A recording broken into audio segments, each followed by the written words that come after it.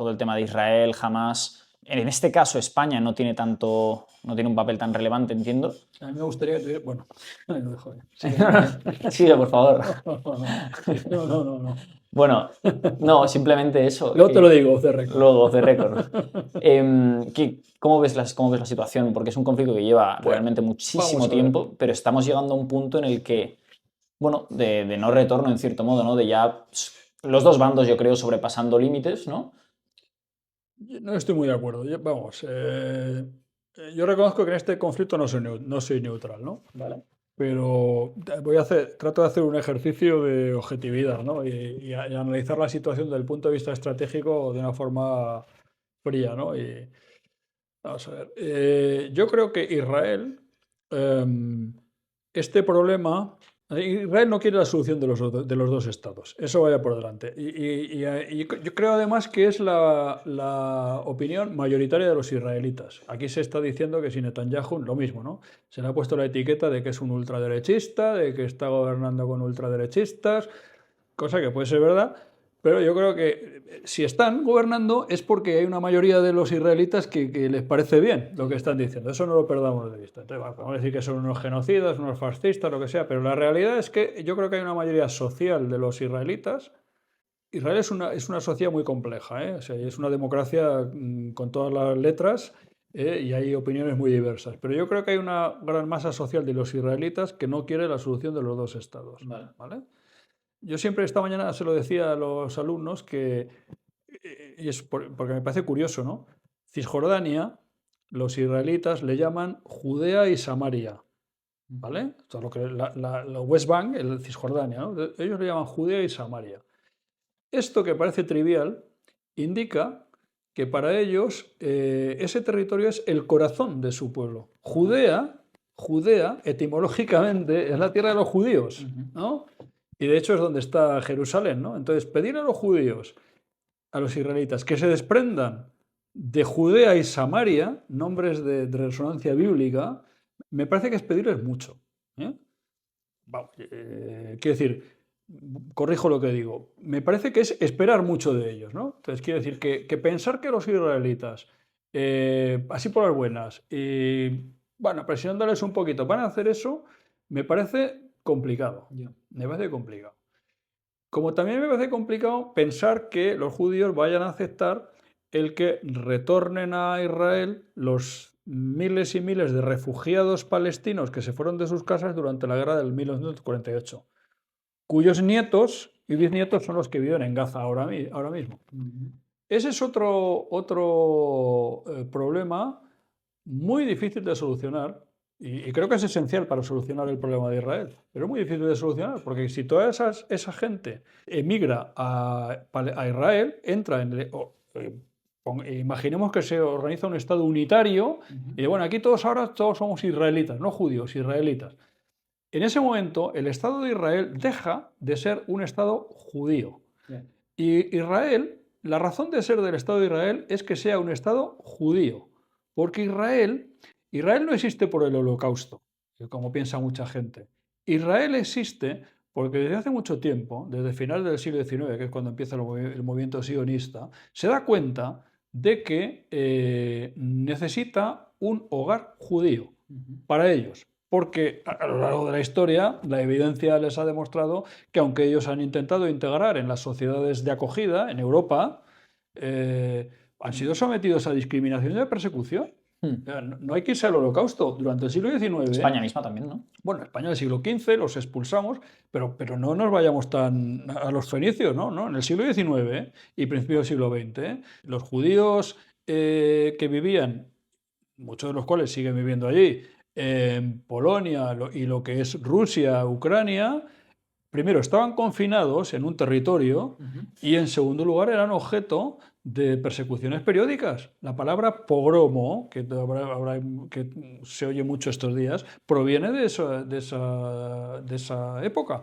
Pero de vez en cuando los zares organizaban racias en las zonas de población judía. Entonces, eso llevó a los judíos a entender que necesitaban un hogar para ellos. Entonces, pretender ahora que los judíos sobre todo máxime después de que pasó el Holocausto, pretender ahora que los judíos abandonen esa idea y hagan un Estado multicultural, me parece que es inviable. Creo que es inviable porque para ellos significaría desnaturalizar el Estado y volver a la casilla de salida. Entonces, hombre, nosotros no hemos estado aquí tantos siglos peleando por esto. Uno podrá discutir si es legítimo el que los llevaran a Palestina o no, pero el hecho concreto es que ahora mismo están. Y tú no puedes desinventar el Estado de Israel. El Estado de Israel está ahí, ¿no? Y yo creo que no va a desaparecer, ¿no? Entonces, yo creo que ellos no están por la solución de los dos estados. Es más, yo creo que ellos estarían contentos con el status quo. Con la situación, bueno, contentos, pero se conformarían con el status quo actual, ¿no? En contra de lo que la gente piensa, Israel no tiene ningún interés en la Franja de Gaza, ninguno. En Cisjordania sí, en la Franja de Gaza no. La Franja de Gaza era de Egipto hasta la Guerra de los 6 días. Y estuvo ocupada, había asentamientos judíos hasta el año 2005. En el año 2005 el primer ministro Ariel Sharon decide desmantelar esos asentamientos y los judíos que vivían en Gaza se fueron. No hay judíos. Ahora sí, claro, ahora están el Sahal está operando en Gaza, pero no había judíos allí. O sea, no es verdad que estuviera ocupando. Cisjordania sí es un territorio ocupado, Gaza no. Ahora evidentemente sí, ¿no? Entonces yo creo que ellos estarían conformes con mantener el status quo de, bueno, tienes ahí un irritante que es Hamás, ¿no? Dice, bueno, sí, de vez en cuando hay que entrar en Gaza, hay que hacer una limpia, porque si no, estos nos siguen tirando cohetes, y de vez en cuando entras ahí y haces una. Pero bueno, convives con el problema porque la principal preocupación de seguridad israelita no es Hamás, es Irán. Ese es su problema. No tiene armamento nuclear, pero lo quiere tener y está muy cerca de tenerlo, ¿no? Y es una amenaza a nivel regional. Y además es un régimen que todos los días se desayuna con los ayatolás diciendo que hay que eliminar el Estado de Israel, que hay que borrarlo de la faz de la tierra. Hace unos días o unas semanas, precisamente, no sé si es del todo cierto, pero está el rumor de que, bueno, algunos dirán que es un hecho, Israel bombardeó una embajada de Irán. ¿Se ha demostrado que es Israel? Y si es así, no se ha demostrado. ¿Y qué efectos puede tener esto? Porque ya es. Bueno, yo creo que eso es el pan nuestro de cada día allí, ¿no? O sea, eso es un síntoma de que efectivamente el problema de seguridad es Irán. O sea, Irán ahora mismo está en un proceso de intervenir en todos estos conflictos, en toda la región, porque realmente lo que quiere Irán es convertirse en un hegemón regional. Quiere ser la potencia regional más importante, ¿no? En la región. Entonces, hombre, a mí, yo no he hablado con el Mossad, no me ha dicho nada. Yo no sé si. Hombre, a mí me parece lógico que sea Israel quien haya detrás de eso. Entonces, ahora, evidentemente, habrá alguna respuesta de Irán.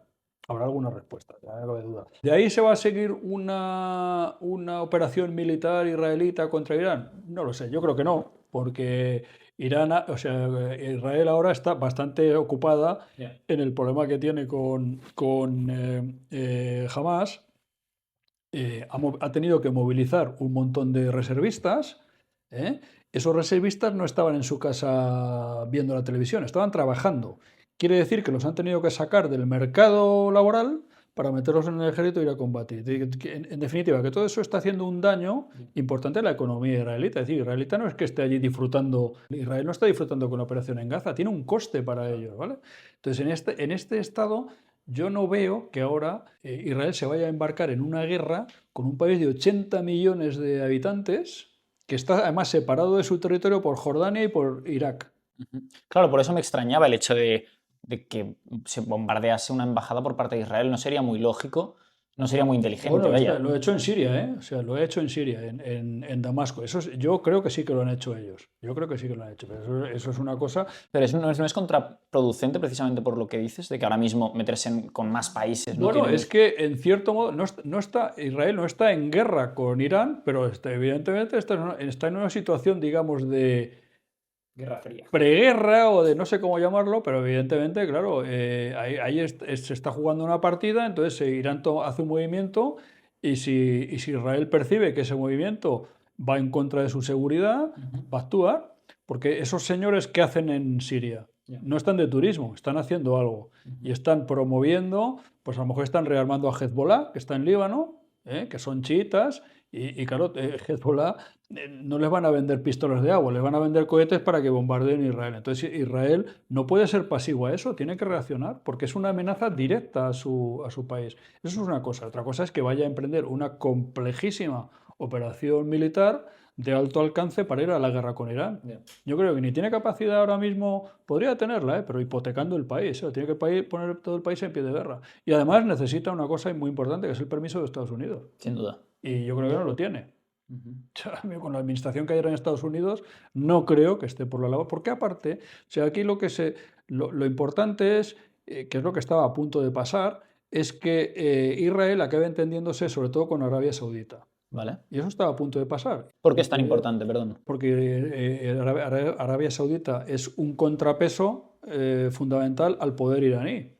Y además es un enemigo natural de Irán. O sea, aquí entra en juego la división cultural en el mundo islámico entre los chiitas y los sunitas, que en definitiva es una dimensión religiosa de lo que en realidad es un problema geopolítico entre los árabes y los persas, ¿no? Los iraníes no son árabes, son persas, ¿no? Pero entonces ahí Estados Unidos, que era el árbitro geopolítico en la región, decidió irse. Estaba en Irak, estaba en Afganistán, sigue teniendo elementos allí, pero bueno, ya ha decidido no jugar un papel central allí para centrarse en el Indo-Pacífico. Vale. Y entonces ha dejado ahí un vacío geopolítico, y en geopolítica el vacío no existe. Cuando uno se va, alguien lo llena. Y entonces Irán está intentando llenar ese vacío. Y el tapón, el elemento un elemento que puede contener ese vacío es Arabia Saudita. Y Arabia Saudita estaba en el proceso de normalizar sus relaciones diplomáticas con Israel y adherirse a los famosos acuerdos de Abraham que ya habían firmado Bahrein, Marruecos, Sudán y Emiratos Árabes Unidos ya tenía. Y estaba en ese proceso, y eso es lo que yo creo que una de las cosas que jamás ha intentado abortar. Y de momento lo ha conseguido. Pero yo creo que a medio o largo plazo, Arabia Saudita e Israel terminarán entendiéndose, ¿no? Entonces, ¿qué es lo que puede pasar? Pues no lo sé. Pero evidentemente, desde mi punto de vista, militarmente, Israel acabará ocupando Gaza y descabezando a Hamás. ¿Por cuánto tiempo? No lo sé. Porque claro, el problema de Hamás es que hay una ideología detrás. Hay un caldo de cultivo que facilita que los 2,5 millones de gazatíes que viven allí pues se conviertan en potencialmente terroristas de Hamás, ¿no? Luego en Europa misma, ¿no? O sea, hay un apoyo no a Hamás, pero a Palestina o anti-Israel, que yo no había visto nunca. Sí, no, a mí me parece tremendo y yo no lo entiendo. Ni lo entiendo ni lo comparto, desde luego. Pero bueno, centrándonos en Gaza, que yo creo que es el problema que le preocupa a Israel, al menos de forma inmediata, yo creo que efectivamente militarmente completarán una operación, podrán descabezar a Hamás, pero claro, Gaza no va a desaparecer del mapa. O sea, el día después, Gaza va a seguir ahí, con sus 2 millones y pico de habitantes, ¿no? Y entonces Israel tiene que plantearse, si no se lo ha planteado ya, ¿qué va a hacer después? Claro. Porque alguien tendrá que gobernar Gaza, alguien tendrá que reconstruir aquello para que haya ahí un módico de vida y la gente, pues hay millones de personas ahí sufriendo, ¿no? Entonces yo creo que habrá una gran presión internacional para que Israel se vaya de Gaza. Son ocupantes, son imperialistas, son esto, lo otro, se tienen que ir de ahí, no hay derecho, pero yo creo que Israel racionalmente lo que tendrá que hacer o lo que piensa que tendrá que hacer es quedarse una buena temporada en Gaza. Vale. No porque quiera Gaza, pero lo que no quiere es que de Gaza vuelva a salir una amenaza. Claro. Porque ya ha llegado un momento en que ha dicho, hasta aquí ha llegado. O sea, no te lo tolero más. Mientras he podido tolerar que me tires cohetes y yo de vez en cuando te hago, como dicen ellos, sigo la hierba, entro y sigo la hierba, bueno, pues vale, pero ha llegado a este punto en que ya no te lo tolero y entonces esto voy a acabar contigo. Claro, Israel no puede permitir que vuelva a surgir otro problema, tiene que acabar con Hamás de una vez por todas, ¿no?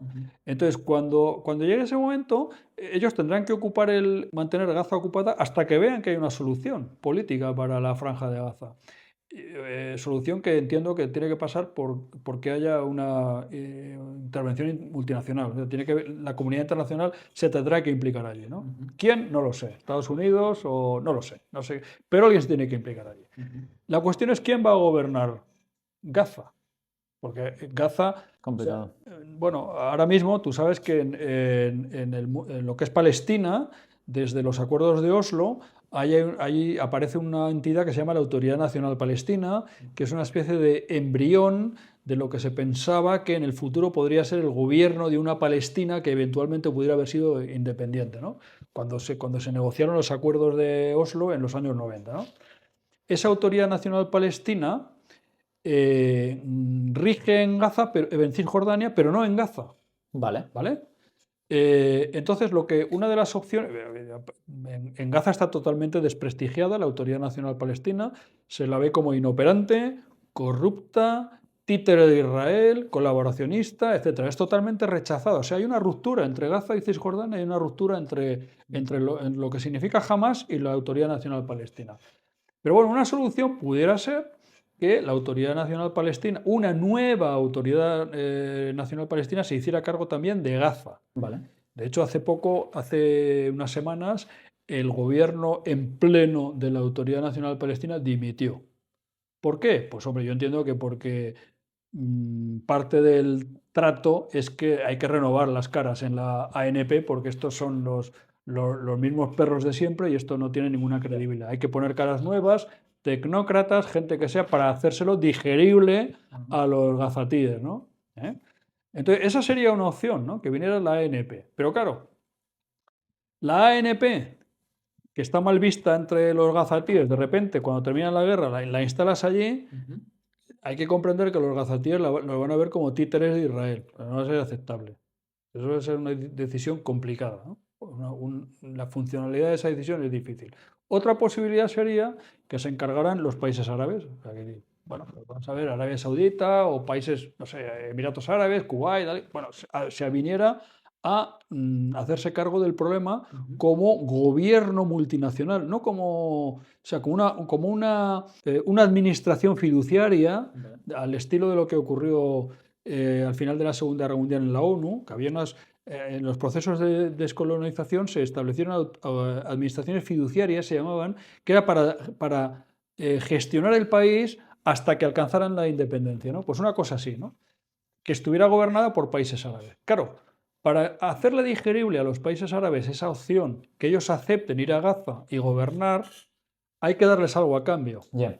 Porque si no, va a pasar lo mismo. Tú le dices a Kuwait, oye, hazme el favor, vente aquí a Gaza y lo vas a gobernar sí, que nadie... hasta que... Y los kuwaitíes dirán, no, voy a ir allí y los propios habitantes de Gaza me van a tirar piedras porque me van a ver como un títere de Israel. La única forma que a mí se me ocurre, en mi ignorancia, de hacerles tragar esa píldora a esos países, o no sé si la única, pero una de las pocas formas para hacerles digerible tragar esa quina es imponer a los israelitas los dos estados, la solución de los dos estados. Entonces, el Kuwait puede decir, bueno, yo, vale, me avengo a hacer ahí el Tancredo, me avengo a desprestigiarme en ese tema, pero a cambio me tienes que dar algo. Y ese algo que es el Estado de Palestina. Entonces, es posible que esta solución tenga la virtud, o sea, esta guerra tenga la virtud, si es que se puede decir que es una virtud, de reavivar o volver a la realidad la opción de los dos estados, ¿no? Pero claro, eso habría que imponérselo a Israel. Claro. Y todo lo que sea también, al final, es lo que has comentado antes, la población que está en Palestina tiene que estar de acuerdo y todo lo que no sea gobernar ellos, es decir, todo lo que sea meterle a alguien externo a gobernar. Aquí yo creo que ahí habría que jugar con lo que en diplomacia se llama palos y zanahorias, ¿no? Entonces, bueno, sí. ¿En qué consiste? Pues te hago tragar esa píldora, pero hombre, a cambio te voy a dar todos los años no sé cuántos mil millones de dólares para que... Entonces dirán, bueno, entonces esto ya me parece más aceptable, ¿no? Y luego hacerles también entender que eso no es una solución perenne, ¿no? O sea, que es una solución hasta que ellos sean capaces de administrarse por sí solos, etc. Dicho eso, tampoco hay que pensar que la solución de los dos estados va a ser, ya está, la panacea, ¿no? Un estado palestino y ya se acabó el problema. Ni hablar. O sea, esto llegado ese momento, vamos a pensar qué situación habría. Habría un estado de Israel y un estado palestino amigo de Israel. Más bien hostil, Amigo, ¿no? Más bien hostil. Ya. Con un territorio soberano en el que los palestinos serían libres de tener unas fuerzas armadas y de, por ejemplo, decirle a los iraníes, oye, ¿por qué no despliegas aquí una división? Claro. Entonces, ¿tendríamos una Israel más segura? Porque al final esto es lo que se dirime, lo que los israelitas dirimen, ¿no? Su seguridad. ¿Tendríamos una Israel más segura o menos segura? Porque si es menos segura, entonces en lugar de estabilizar la región, lo que estamos haciendo es provocar en el futuro un problema más grande. Porque lo que tengo muy claro es que Israel, si ve su seguridad amenazada, va a ir a la guerra. Eso no me cabe la menor duda. Porque es un interés vital. O sea, esa es su supervivencia. Sí, sí, sí. Entonces, a ver si por imponer una solución que pensamos que va a ser jauja y va a ser el Edén en la Tierra, que por cierto el Edén estaba por allí, pues a ver si vamos a estar generando un problema mayor, ¿no? Entonces, no lo sé. Para mí es un problema Es complicado. enrevesado.